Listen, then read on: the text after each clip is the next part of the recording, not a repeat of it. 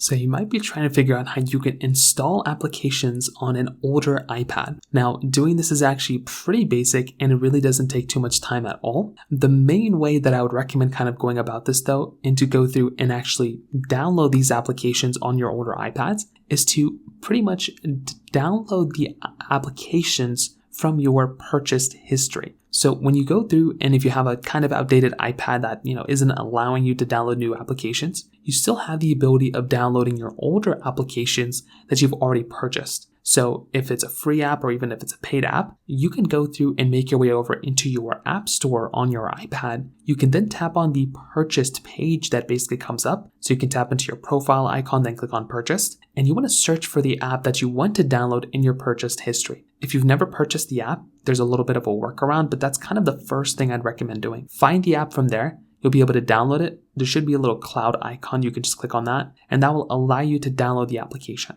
Now, if that doesn't work, or let's say the application doesn't show up, your best bet is to use a secondary device. So on your device that might still even be supported, you want to go into the same Apple ID and you want to basically download that application on that other device. So go through, download it on that other device, and then on your new device, or your older one, the other one that you had that you want to download the apps on, go back into your purchase history option there, and then you should be able to go through and basically see that application come up, and then you can just download it on your older iPad. So that's how it's done, super basic. If you have any other thoughts or questions, please let me know in the comment section below. Hit the like button, that will mean so much, but definitely hit that subscribe button. More importantly than everything else, I love every single one of you guys. Hopefully I'll catch you guys in the next video. Peace out till then.